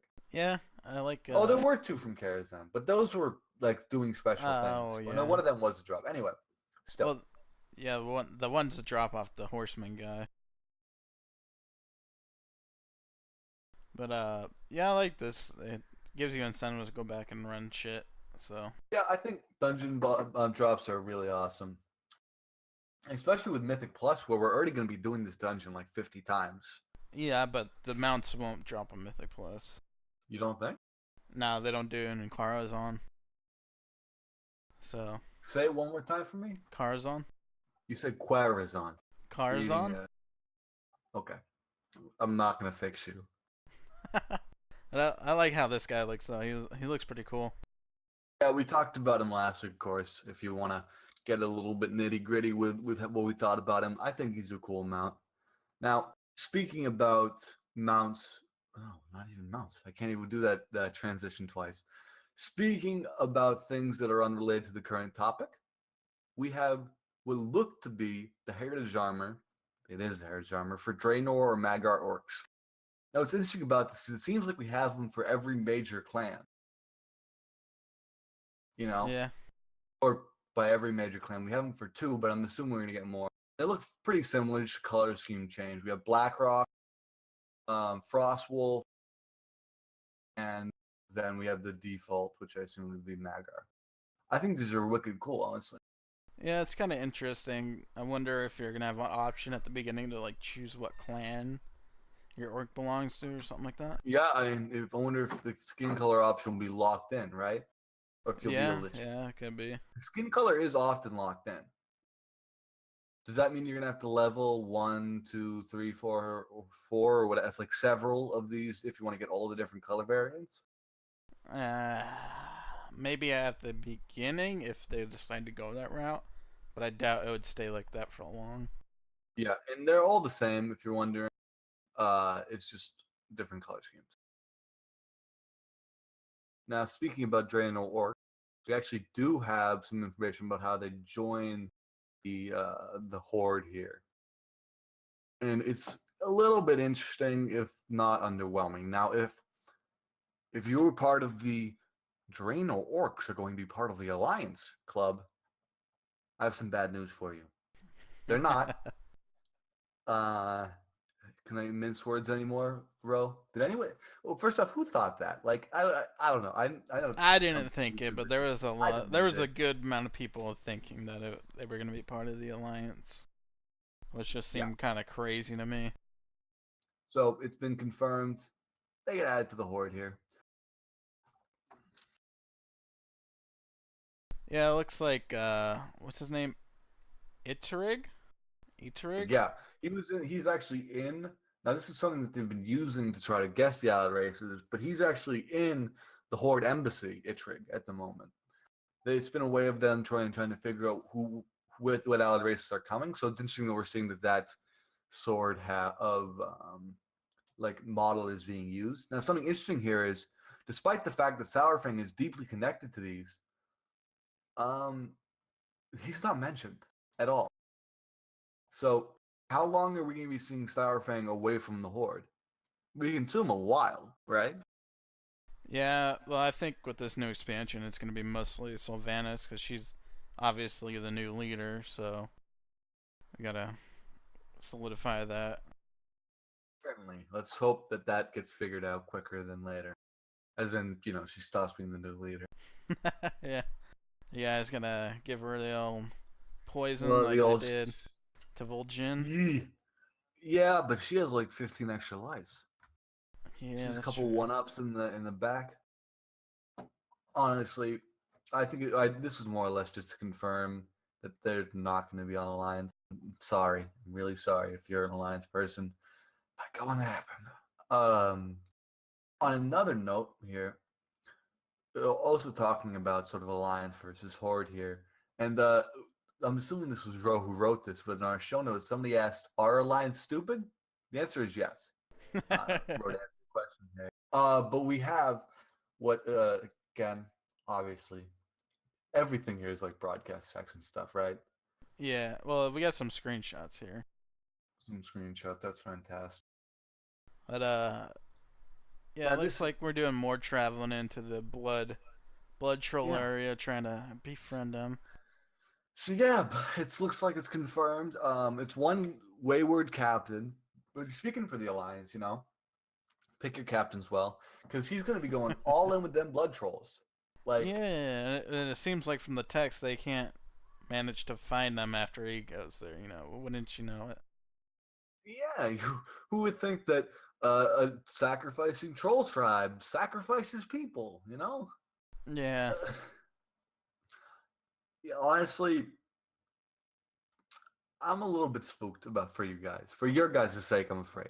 Now, another thing that we got to key in here. There's a quest called Offering to Gahun. And Ro, does Gahun sound familiar to you? It sounds like that worm thing we're it's looking the at. final boss. You're offering to the final boss. You, the Alliance. So, Not me. Yes, you, because you're going to be doing this fucking quest. It's the captain, the crazy dude, Captain Conrad. It's a quest. It's a quest. Well, it's a quest. You're going to be doing the quest, bro. You're going to be like, you're going to be like zoned out, watching Raid Radio, listening to Raid Radio, chilling. And you're like, oh, I just offered my soul to Gahun. No, I think we're going to be saving the person he's trying to offer. No. I don't think. Here's what I think. I think that the Alliance is going to be what's going to open up Uldir in Nazar. Nazar? Yeah. Nazmir. I think that your guys are going to open it up by accident. You're going to be trying to what's the Indiana Jones guy called? Was it Harrison Jones? Harrison Jones. You and Harrison. I think Harrison Jones should make an appearance. By the way, if he doesn't, I'll be a little bit ashamed. I think you and Harrison Jones are going to try to raid that tomb, and it's going to turn into a big kerfuffle, and you're going to have to deal with it. And us horde are also going to have to deal with it. Yeah, could be. But I think what happens here is that this Captain Conrad guy tries to sacrifice somebody, or he might actually do it. But and then that sets off a whole chain of events. Now, we don't have a ton for horde, but for horde we get to turn into fire, and we get to attack you through fire. Now that seems much better than dealing with old gods. Yeah. You know. So yeah, you actually turn into like a wave of fire, and you're just kind of going around.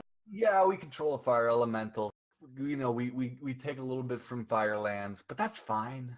Like, you know, much better than, you know, unleashing an old god. It's all relative. I don't know. I mean, I'm excited for the new questing areas. Yeah, and I think we should also Quid brings some great point. We have to have a Laura goth human in there with extremely large bazingas. You know, just with you guys. We need a Tomb Raider reference, I guess. Yeah. I think ours, we seem much less invasive than you, but that's fine. I think we're focused on exploring the world, while you guys are focused on like trying to kill.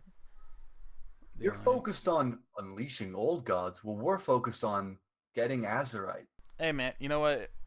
If exploring means we unleash an old god or two by accident, then so be it. You're a terrible person. Now, talking about things that are terrible and scare me, like Ro, we also have a Krolusk Trilobite. It's a mount, apparently. It scatters. Now, all the mounts that I've had lately have seemed to be in a ton of different color schemes. So I assume this is going to be a racial mount that you probably buy. They seem to be in the desert landscape. Right? This guy's interesting looking. It says that, let's see, it says here that it's modeled after a first boss in Uldir.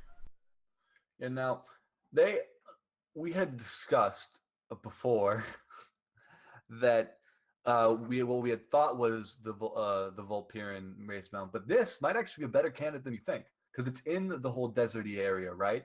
Plus, it doesn't fly, given that most of the race mounts don't fly. What do you think? Couldn't this be a race mount for Vulperian? No, I don't think so. Okay. I'm being honest with you. I just want to get Vulperian into the metadata, or just say yeah. Say yeah, Ro. No, I don't think so. God damn it, Ro. Just go with the program. Bro, we make like $15,000 if we mention Vulperian. Maybe it might be a Vulperian. There we go. Ro agrees, confirmed. Of course, we're kidding with that whole making money thing. We don't do that. On a slightly lighthearted topic, they have a funny swimming animation.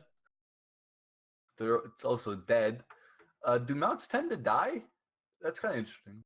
I think they'll probably add all these animations just because they're a creature. Oh, yeah. I think they look really awesome. They're skittery. They're weird. They have soulless eyes. I've actually seen some people think that these are going to be pets. Not like hunter pets, like companion pets. Like battle pets. There's too much detail going into them. And I know. I don't. There's a saddle up top, too, there, so... Yeah. Anyway, these are going to be your creepy crawly companions. And given the amount of color schemes, I'm almost sure it's going to be like a vendor mount that you buy for getting a race to max or whatever. Yeah. I've been seeing a fair few of those. Now, maybe like a different looking one drops off a boss or something. Yeah, speaking about confirmed dungeon mounts, boss drops here. We talked about this before. We have the freehold mount, the lovable parrot shark. And we have a couple different color schemes. Maybe the color schemes are from different raid difficulties for Sharkbait. Yeah, it could be. Yeah, I like the whole parrot thing. It's very interesting. I love the real world mount. You could really ride a parrot like this. Yeah. I've tried it before on my parrot. It died from unrelated causes. Was non-developed. Anyway, I think it's a really cool mount, and this is another dungeon mount, which is awesome. I think that they're adding these in personally. Yeah, I'm always a big fan of them adding giant birds like these that you can ride on. I think the giant birds in general are pretty cool. Certainly, wicked cools. I'm a big fan of the parrot. Yeah, It has a really cool flying animation set, and this is one that Sharkbait, the boss, is gonna be flying too. So yeah, and if you yeah, look get to on see it and then take it. his one of his talons there is replaced with a hook. So that's pretty cool too. You know, that's a realistic surgery that I've seen people do on real parrots. Yeah. Fun fact. Yep. Peckers was never the same, but it's fine. It's fine. He's fine. He'll just gouge your eye out with his fucking knife on his toe. Speaking about sort of mounts that would gouge your eyes out, we have the Dark Iron Dwarf mounts. We have a couple here. Bro, do you want to theorize what these various Dark Iron Dwarf mounts are going to be? Well, obviously these ones are gonna be your regular racial mount. I think, don't you get them when you like roll the character or something like that? Yeah, obviously we have one for that, and we have like a core hound guy with like he's one-headed core hound guy. Very weird size. They're very small. It's a pup or it's a dwarf mount. Yeah, I think So it's shorter. I really like these guys right here. Yeah, but it looks weird to me with the one head. I think the rams are really cool, but I don't know. I wonder if the second ram, the second ram is going to be I think that should be the race mount, and the one above should be the paladin mount. Yeah, I think this one right here is gonna be the dwarf paladins. Yeah, that makes sense. I don't Because know. about goddamn time they got one. Yeah. And then- Actually, wait, did they not have one? No, I think they were still used the Oh. regular charger, and then I think Oh, this then, is gonna be the dwarf or the dark iron paladin one right here. then you're probably right. Actually, now that you think about it. But, you're probably gonna see. I like these. These look pretty cool. I think that it's really awesome. I've been using. Whenever I can get on ground mounts, I like to use the Brewfest mount, the Brewfest ram mount. You don't know this about me, bro, but Dwarf was my first character. And I love Dwarf. So whenever I can see more rams, fantastic. Yeah, too bad you won't be using any of these since you're a dirty You horde. know what? Okay, bro, don't talk to me like this. Bro, this is our show. You don't have to hurt. Why you gotta hurt me on our show? Okay, you're gonna make me cry. It's very aggressive. You've been very aggressive lately. Very aggressive. I don't think so. I just been It's gonna saying. make it cool your jets and everyone's jets for that matter. The changes to the GCD. Yeah. Gonna break a ton of macros, a ton of combat macros. Essentially, do you want to explain this to people? Or you want me to? I mean so what is it? Just like every ability is getting a GCD now, no instant cast kind of thing. Basically, if you want to under explain it or whatever, but basically everything is gonna get a GCD. Yeah, I think that would be alright. I mean, I don't use any crazy long macros for combat anyways. I don't know, do you do that? I used to when I played Warrior. I used to have a macro that popped all of my non-GCB buffs, so I could go ham. And now all that stuff, I feel like it's going to really slow down openers because a lot of people have stuff that's not in the GCD for their opener, right? I mean, it might slow down by maybe a second and a half to 2 seconds, but I don't think it would slow it down like crazy. Yeah, honestly, but that's like a second and a half, 2 seconds. That's a considerable DPS. But you're still gonna make it up with your cooldowns popping off. It's not like you're effectively losing any DPS. Yeah, something Chat brings up a good point. Interrupts are still going to remain off the GCD, which is good. Yeah. Honestly, I've always liked the abilities that are off the GCD. I feel like not everything should be on the GCD. I don't know. Well, I think they have to do a fine line, because if you have too much stuff on the GCD or off the GCD, then you can just make a win macro, right? You hit it once and then whatever happens, whatever you're hitting dies instantly. But Let you it be can a already play or make whatever. a win macro if stuff's off the GCD if you. I think there's a way to use weights or whatever, but it's like I don't know. I think it's gonna slug stuff down for no good reason. Because I mean, we bring up macros, but like, how many people really use macros, like for their main cooldown? Like some people do, but those are high level players, and even high level players don't all use macros. So it's almost like the mythic, the personal loot change, where like they're doing something to stop a small group of people that affects everyone. I don't know. I honestly don't think it's going to be that big of a deal. So it's 1 second GCD, right? Yeah. Do you have anything that's off the? Do you have anything that's off the GCD as a Death Knight? I think, well, these right here, the Pillar of Frost and Power Rune Weapon, which this one, I mean, that's a 3-minute cooldown, so you're not popping it all the time. This is 1 minute, so I don't. Oh, I used to use this one right here. Obliteration. I pop those two together when I can, so that might affect it a little bit, but I don't think it's gonna be crazy. Yeah, I don't know. I don't think this is a positive change personally, and I'll be interested to see how it actually plays out. Now let's get to a more positive change here.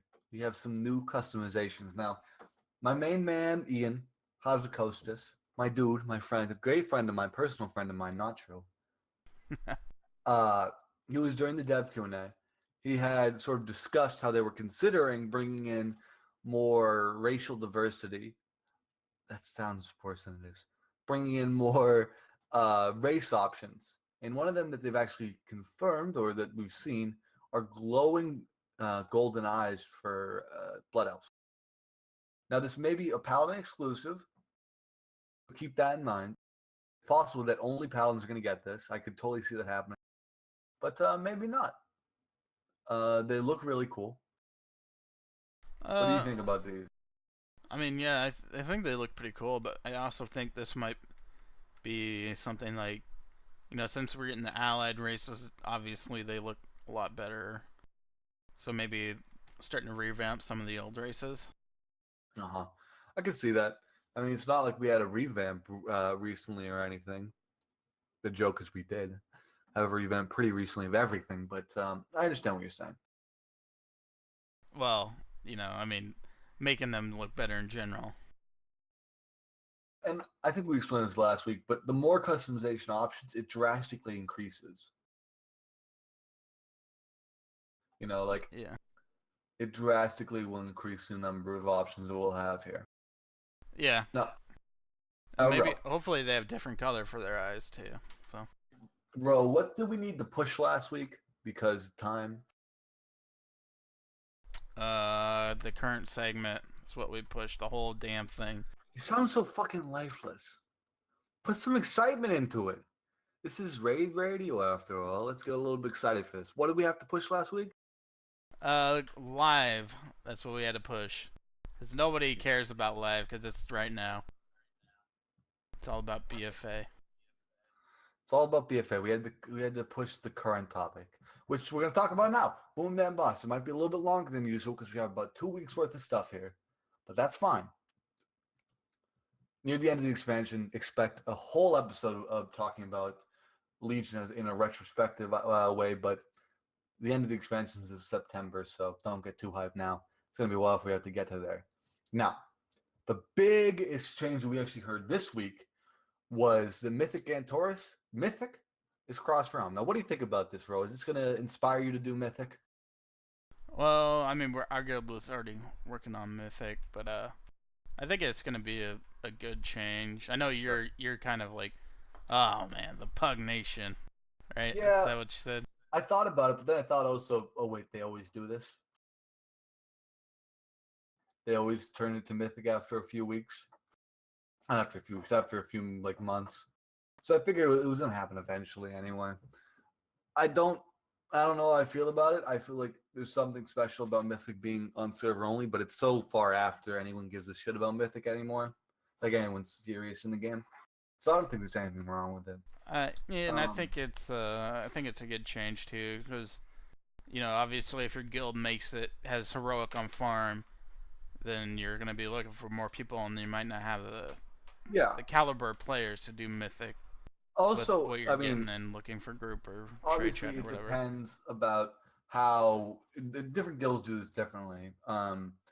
How they deal with sort of trials and stuff. A lot of guilds for trials, they'll have someone come in through battle tag. They can't really do that for mythic, meaning that getting someone into guild for mythic is a much bigger task. Yeah. Because if they're not on server, they got to spend $30 to transfer. Yeah, and if they're horde, then you have to spend even more if you got a faction change or whatever. Yeah. So it's like having them test in your guild and having them have some $30 on that. It's pretty crazy, especially if it's something like mythic where it's competitive and maybe they don't work out. You know. Yeah, I like the change overall. I mean, it's something you see all the time, so don't expect this to be the new normal. I don't know. Well, I think a lot of people are gonna get used to this, and then if they change it again. Yeah, but they've done this before. This is what they did with Tomb of Sargeras too. Oh well, I guess we'll see what happens. Yeah, I don't know. Maybe it's something they're gonna move towards, but I doubt it. I think Mythic is something they're trying to keep sacred. But what's sacred anymore in this Pug Nation? Nothing. Now, speaking about things that I know nothing about, actually I do know a little bit or a fair bit about Mythic raiding. What I don't know anything about is Legion PvP. But Rope, having put this on the docket, knows everything about Legion PvP. So I'm going to say everything, but... You know everything. He's a Legion PvP expert. Well, really. The season ended on March 20th, so typically we only have like one more season or so, and then it happens... we're getting towards the end of the expansion, so maybe one more season, and then we'll get BFA. Nice. And are you planning on doing anything next season? I wanna at least get my 100 mount win. That's about it. Really? You're going for it? We tried that this season, but it didn't really work out for us. Yeah, and you ended up leaving for the horde side as well. So. Oh wait, that was you. Yeah. Okay, it didn't work out for me in row this season. Maybe next season. Yeah, I'll probably have to find some scrubs to carry me. He doesn't have Dab anymore to help him out, which is a big DKP minus overall, I'd say. Yeah. Let's see. Hopefully we only have one more PvP season, then we get into the BFA stuff. So you didn't get them out this season? No, I did not get them out. You know what you did do this season? You soloed normal mode Xavius. Is that true? No, I didn't. Nope, it isn't, because you didn't fucking do it again. I don't even have a lockout for it, man. So? I tried looking for groups to get to the last boss, but nobody's running EN. Jesus. I mean, you want to come over and help me get there? I'll fucking do it for you. I'll do it with you. But not until the end. We have to solo it. I'll watch and I'll record it. Anyway, if you guys don't know what we're talking about, Lock a Clock, he soloed Mythic Xavius, and believe it or not, Ro thinks it's an easy joke to do, but he hasn't knotted up yet. So, maybe half the battle's getting there. Yeah, I think so. Anyway, on a different topic here, Ro, you know what you have done? The Mage Tower. What have you done the Mage Tower on? Tell me about it. Let's see. I've done the Mage Tower on my Frost DK. I also did it on my Unholy DK. I did it on my Affliction Warlock, which was a huge pain in the ass when I did it. And then I just did it this week on my Protection Paladin.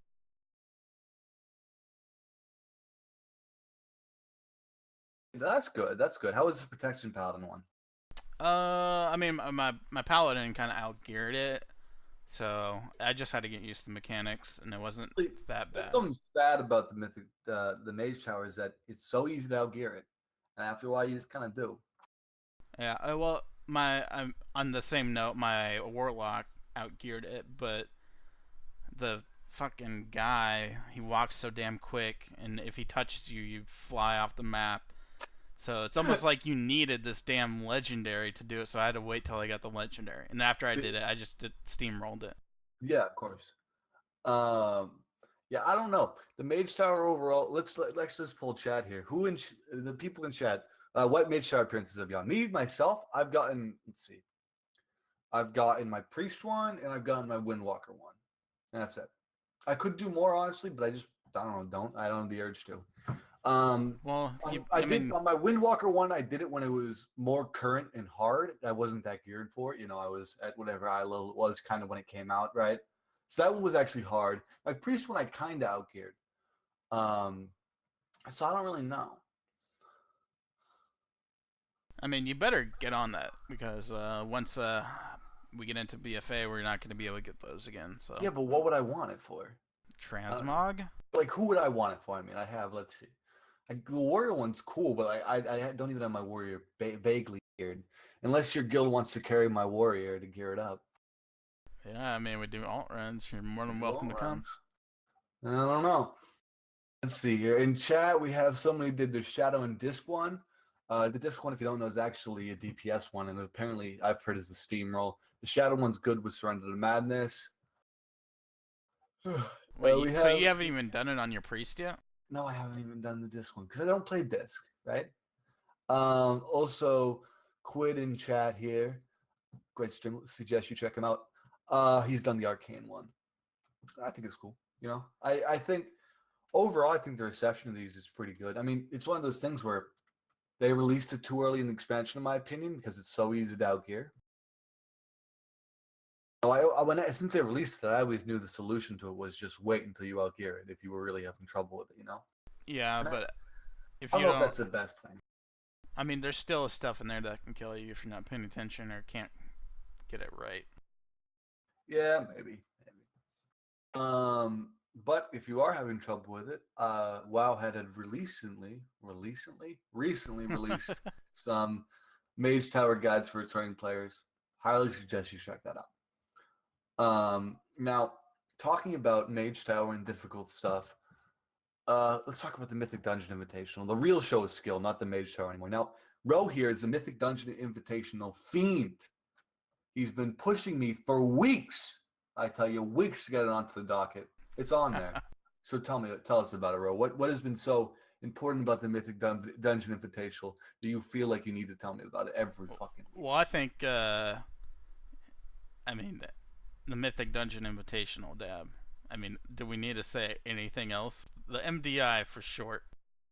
I mean, it's a good thing for WoW in general, you know? Okay, I can agree that. It's nice to see more like growth in the PvE esports scene. But explain to us what the Mythic Dungeon Invitational is. And by us, I mean me, because I don't know what the fuck it is. I've watched it, but I still don't understand it. So basically what it is, you know, these people, they have to complete like plus 23 or 24 or something like that. And they have to do so many. And then you get picked, like the best teams get picked to compete against each other in a tournament. And, you know, then they broadcast that tournament on Twitch, I think, or on the Battle.net launcher. And then you can just see, you know, what... It's kind of interesting to watch because some people do different strategies. And do you have a team you're rooting for? I don't. Not right now, because I don't even know the teams right now. It's just a bunch of people qualifying for it right now. What do we have, like, the time trial keystones revealed yet? We do right here. So Mala Soul's 20. Want to shoot that to us? Yeah, we got Mala Soul's 20, Bursting, Quaking, Fortified. So. Ooh, that's hot. That's hot. Fortified with the Mala Soul's 20. I can see the Lantern guys being a major bitch to do. Let's see here, and then we got Upper Car with Raging, Explosive, and Tyrannical. Now I think that one is going to be pretty damn hard to do. What do you think? Nah, I could solo it. How about this? If you can solo normal Xavius, I can solo that. Yeah, okay. Okay. And the Therian's Lair 24 Sanguine Grievous Fortified. So these are for the best of the best, is what you're saying. Yeah, pretty much. Okay, I respect that. I respect that. Now we've talked about this in previous weeks, but they've also released a way to make your own keys. Now, through making your own keys, you know what that means, bro? A Raid Radio Mythic Dungeon Invitational. Am I right? Yeah, Confirmed. that'd be pretty no, cool. fuck it. Confirming it now. If they allow us to make keys, there will be a Raid Radio Mythic Dungeon Invitational, and there will be a prize for the winner. Can't confirm what it is yet. Probably something meaningless, but that's fine. You get Dab's Graces.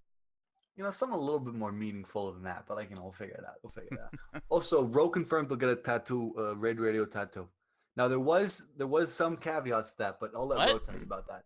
You confirmed it. You said you would. You said that. I don't think I did. Yeah, you did, Ro. You said. I am terrified of needles. You said stab. I can barely get a shot at the doctors, let alone get a tattoo, man.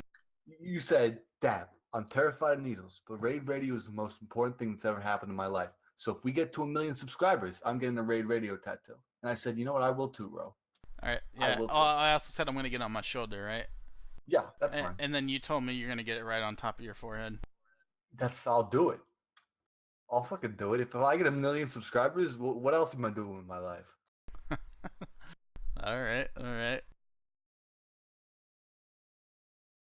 Yeah, honestly, I think the Mythic Dungeon Invitation looks like it's going to be a party. Yeah. Also, can't forget this. We almost did because I accidentally skipped over looking at the show notes.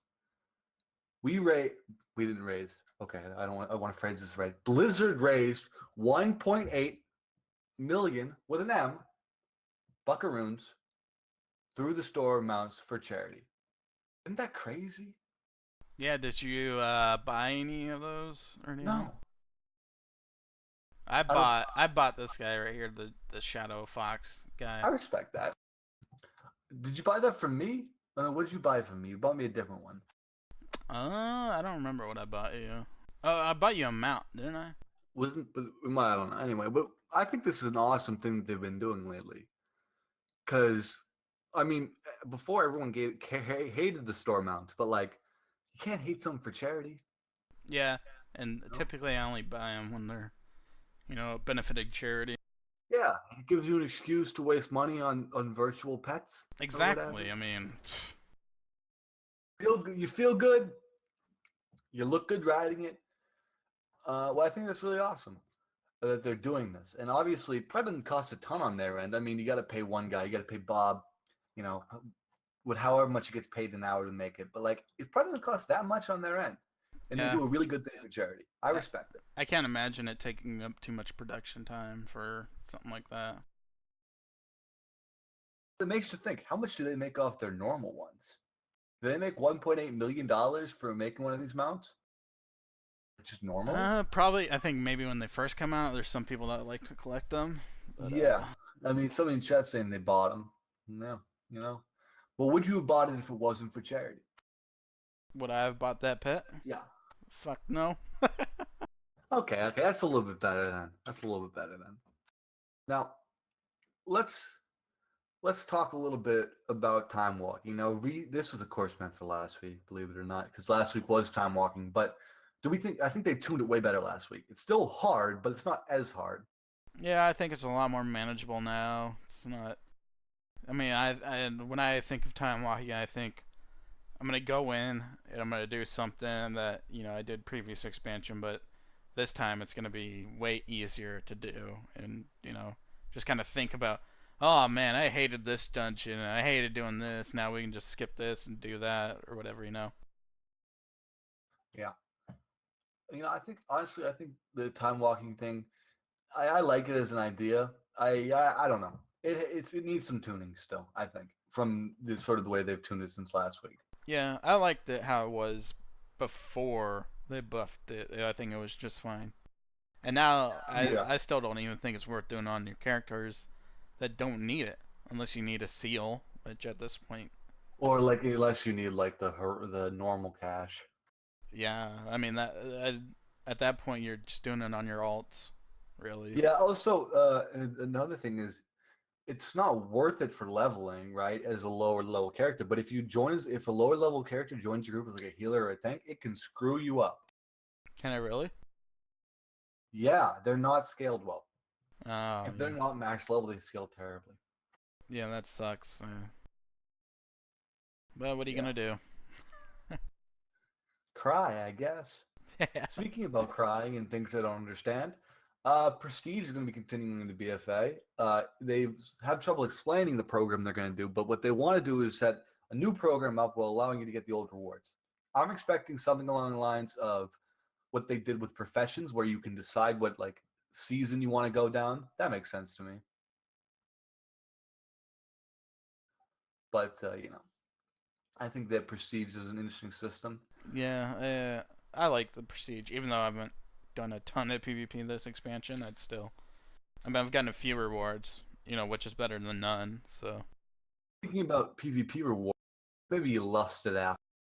Season 6 assembles are available, which are sort of, from what I can tell, the Season 6 of PvP, you're going to be able to get the sort of like the looks for them. right. This was recently fixed in, which is cool, I guess. Well, it's been pissing people, been pissing them off quite a bit because you're not getting anything for PvP right now. Like you might get a piece of gear that might be at like like 110 or 130 or 930 or whatever. So I mean, obviously the best way to get it is through Mythic Plus and Raid is your gear. So it's like you can't even get the transmogs unless you get to drop in your fucking cache after the battleground or raid or arena. I mean, so I like this where you can actually go and buy the gear. So at least you're working for something. It's like Certainly. Now that ends the current segment here. What's the next segment for us? I think I might have forgotten here, Ro. Could you just read like, straight from the document? What does the document say? I think a transmog? Is that what it is? I've never heard of that mog before. Now, would you like to read the last part of that document there? The last part, the last line. Could you read that out for the people at home here? Dab is so fucking ready. I am. Now, speaking of being so fucking ready, show that transmog on screen, boys. There we go. Is it up? Yeah, it's up. It's beautiful. I don't know. I don't know about that transmog there, Dad. What do you think is wrong with this? Your gloves and your I don't see it on boots. screen. There we go. There we go. I don't think there's anything wrong with it. I think it's fantastic. The gloves and the boots are amazing. They match each other and they match the belt. What's your problem with that? This is the drinking segment of the transmog. I think it works perfectly. I don't think it does. I It's don't think St. it Patrick's Day, does it's not green. work. Like, It's where do green. you don't walk into a bar with your hands and your feet wrapped up like you're on some morphine or something, man. It's because I gotta fucking. I'm getting to a bar fight. I need to have my fucking. You got your shank ready. Yeah, I'm ready. I got my Brusco in one hand, my shank in the other. Got my hands wrapped up for gloves to box. And what's the deal with the glasses you got going on there? The goggles? Those are beer goggles. Beer goggles. It's St. Patrick's Day. It's green. Now, Ro, show the people at home your submission so they can see why I'm better. There we go. Look at that. That's a great transmog right there. What the fuck is that shit? Get out of here, bro. See, obviously, I got my Rose... cup here, right? No. Ro. I was gonna have Rose show me his transmog beforehand, so I could get an idea, sort of what sort of he has to offer here. But I'm like, you know what? I want to see it live so I can explain. Now, let me explain what's wrong with this transmog. First off, not green enough. What are you, a fucking Not level? green enough. You look like a level 10 hunter. My hair is green, Dab. What's okay? with the pickaxe? How many times do you use a pickaxe in a bar, bro? Hey, this is a guy getting off of work, and he's like, you know what? I really need a drink. Grabbing a brewski. He's like, Yeah. Why does he have a pickaxe, bro? Because he's a hard-working dude, right? What is that? What is that armor anyway? What, the chest piece right here? Yeah, what is it? Where it's from? I don't know. Probably leveling, I think, like Dungmoran or whatever. It looks like a full set to me, bro. It's not a full set, dude. Okay? You need to What are those- you need to what even comment is- down there. What even is that mug? What even is that mug? That's Too the big. tanker to What are you tear gonna right fill in there. that? Are you a leper gnome? You look like a leper gnome. I'm gonna fill it at the bar. I'm gonna tell him I need all the beer. You're not even wearing a helm or a belt. Why Look would you how need to lazy wear that a is. helmet or a belt? Well, I don't know. I have goggles on, so I can like goggle. Your what goggles are those- don't match, those- okay? Those gloves are. My goggles don't match. Your gloves don't match. Also, my goggles did match. No, this picture Oh, doesn't like- give the gloves justice. No. Don't even fucking say that. You're the one who took the fucking picture. The gloves are terrible. The gloves are terrible. I know where those gloves are from. Those are from what, I think? I think you're Anyway, crazy, man. Those Let gloves me are pull up the terrible. live thing here. Live thing? What do you mean? What people in the chat are saying? No, wow. Oh, okay. Well, and now in the chat currently, out of the two you've seen, which is better? We'll have a chat. We'll have a chat vote here. I don't see. I mean, the gloves match. I was talking Oh, about. matches are garbage. They Open up match. your character. Show me what it's called. These gloves don't match. Also, it looks terrible. You have no shoulder pieces. The gloves. What is a bog We have a sprout vote for plate dab. glove? So your options right now are dab and row. We're gonna have a third option in a little bit. Too dark. Yeah, too dark. Too dark. Goblin? Yeah. Nah. Dab. It's dab. Quince It right, matches It's dab. It let's matches look in chat here. the tanker to tear, man. Everyone's voting for dab. Okay, everyone's voting for dab. Get over it. I Now don't we think have so. a third competitor here. Show the submission I sent you. This is from Solso Breezy. We had him on the last show. We loved having him. Hopefully next week we'll be able to get Kib and Veelia's submissions. We'll see. Maybe that'll be a regular thing here. But we have a fantastic submission from him. I like it. I like his submission. You know, he doesn't have shoes on. Prepared for nothing. You know, a little bit dangerous walking to a bar without shoes on. It's worked out I poorly mean, for me he's in using the past. same weapon I'm using. All right. He does it right, bro. He does it right. But I do like his bottle he has in the other hand there. You know, double the action, double the fun. Yeah, he's drinking bottles on bottles. You know, it's an awesome look. He's ready for anything. He looks like he's gonna go to a blood elf male bar, if you know what I mean. You know, Oh yeah, the male bar, huh? male blood elf bars. You know what happens there. People get picked up. It's fine. It's fine. Yeah, It's but he just doesn't their have any orientation. green for St. Patty's. I mean, my character had green on it, so. But that was your hair, Ro. You didn't even put No, work I into had my shirt had green on it underneath. He's a pretty boy. Now, you've seen the submissions. Who do you think wins? In chat. Just you got three options. You got Dab, I was a goblin. You got Ro, shitty gnome. You have Soul. If you want to kiss up the Soul, that's fine. But you're wrong.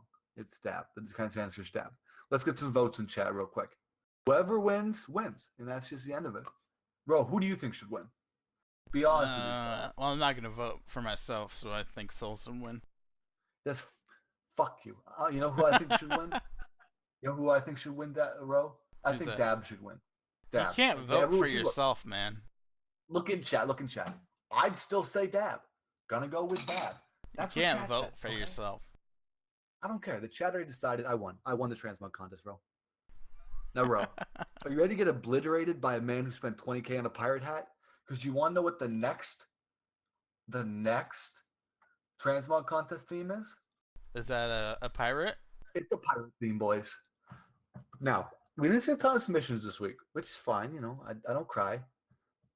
But submit your pirate theme. You can hit me up on the email. What's the email for us, bro?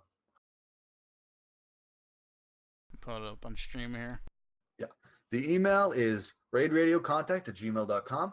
Tweet us at raidradio, capital R and R if that matters. Hit us up on YouTube with a direct YouTube message. Didn't know that was a thing. Apparently it is. Don't know how to access it. You figure it out. Boom Bam Bosh. You get it in. Wouldn't suggest that way though. Is there any other way they can contact us? You can send us a message Twitter or through Twitch as well. Apparently you can. Get us your submissions. You'll be featured next week. And we'll definitely, maybe you'll have a chance of winning. Probably not. That's fine. Anyway, thank you all for watching. This has been Raid Radio, your favorite show. Probably not. As always, I've been Dab. He's been Ro. We had some fantastic guests. Next week, we're slated to have some even more fantastic guests. Possibly. Could be, could not be. We'll Anyway. catch you on the next episode, everybody. We'll catch you there. Make sure if you're on the Twitch right now, follow us on Twitch. Highly suggested. We're going to be picking out some mods coming up here. Also, follow us on Twitter at Raid Radio. Fantastic place to get all of our updates. We usually will tweet out who we got as a guest. It's fantastic. I try to be humorous over there on Twitter. Ro is less active on Twitter because he doesn't care. That's fine, Ro. You just gotta say it. If you're on YouTube, subscribe to the YouTube channel. Drop a comment, drop a like. That's about it, isn't it? Is there anything I forgot to say here, Ro? I think that's it. Just remember, transmog and submit it. Pirates. Transmog, submit it. Fantastic. Love being with you guys here. We'll see you next week. Goodbye.